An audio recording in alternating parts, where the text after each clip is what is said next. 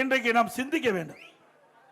ஒரு பொதுக்கூட்டம் என்று சொன்னால் அந்த பொதுக்கூட்டத்திலே மக்கள் எப்படி வருவாங்க, அந்த மக்களுக்கு எப்படி எல்லாம் பாதுகாப்பு கொடுக்க வேண்டும் அப்படின்னு எல்லாமே திட்டமிட்டு செயல்பட வேண்டும். ஒரு கட்சியுடைய தலைவர் அதையெல்லாம் உன்னிப்பா கவனிக்க வேணும். ஆனா இதுலயும் அந்த ஒரு சிக்கல் ஏற்பட்டு விட்டது. அதை முழுமையாக கவனத்தில் எடுத்துக்கொண்டு செயல்பட்டு இருந்தா இந்த உயிரிழப்பை தவிர்த்திருக்கலாம். உண்மைதானே? ஏற்கனவே 4 கூட்டம் நடத்திருக்கிறீங்க. 4 கூட்டத்திலையும் பாதுகாப்பு, காவல்துறை பாதுகாப்பு இல்லை. அப்படி பாதுகாப்பு இல்லாம ஆயிரக்கணக்கான மக்கள் கூடுகின்ற பொழுது அந்த மக்களை காப்பது நமது கடமையா இருக்க வேணும். அதுதான் உண்மையான கட்சி தலைவருக்கு அழகு. அதையும் நாம் கடைபிடிக்க வேண்டும். அது எந்த கட்சியா இருந்தாலும் சரி, அது எந்த கட்சியாக இருந்தாலும் அந்த கட்சிக்கு வருகின்றவர்களை பாதுகாப்போடு பாதுகாக்க வேண்டியது அந்த கட்சியினுடைய தலைவருடைய கடமை. அது இந்த கட்சி அந்த கட்சி என்று நான் சொல்லவில்லை. அப்படி பாதிப்பு ஏற்படக்கூடாது என்ற அடிப்படையில் அது எந்த கட்சி கூட்டம் நடத்தினாலும், எந்த கட்சி ஆர்ப்பாட்டம் நடத்தினாலும், எந்த கட்சி மாநாடு நடத்தினாலும் அதற்கு உண்டான பாதுகாப்பை அதிமுக அரசு கொடுத்தது. அதனால இப்படிப்பட்ட சம்பவம் எதுவும் நடைபெறாமல் பாதுகாக்கப்பட்ட அரசாங்கம், பாதுகாத்து மக்களை பாதுகாத்த அரசாங்கம் அதிமுக அரசாங்கம். இன்னைக்கு இருக்கிற முதலமைச்சர் தெம்பும் கிடையாது, திராணியும் கிடையாது, பொம்மையா இருந்துகிட்டு இருக்க.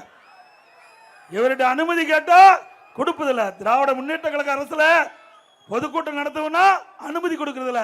நீதிமன்றத்துக்கு போய் அனுமதி வாங்கி இன்றைக்கு பொதுக்கூட்டம் நடத்த வேண்டிய அவலநிலை தமிழகத்தில் இருக்குது.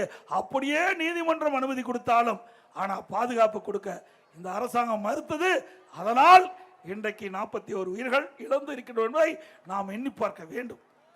165 சட்டமன்ற தொகுதியிலையும் எழுச்சி பயண பொதுக்கூட்டத்தில் பேசும்போது ஒரு 4-5 சட்டமன்ற தொகுதியில் தான் பாதுகாப்பு கொடுத்தாங்க. வேற யாரும் பாதுகாப்பு கொடுக்கல. இங்க இருக்கின்ற நிர்வாகிகள், இங்க இருக்கிற அதிமுக நிர்வாகிகள், அதிமுக தொண்டர்கள், பொதுமக்கள், கூட்டணி கட்சியை சேர்ந்த நிர்வாகிகள், தொண்டர்கள் பாதுகாப்போட நம்ம எழுச்சி பயண பொதுக்கூட்டத்தை நிறைவேற்றினோம்.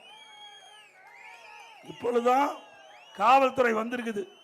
எப்போ ஒரு நிகழ்வு நடந்த பிறகு 41 உயிர் போன பிறகுதான் இன்றைய தினம்தான் காவல்துறை நமக்கு பாதுகாப்பு கொடுத்திருக்கிறாங்க.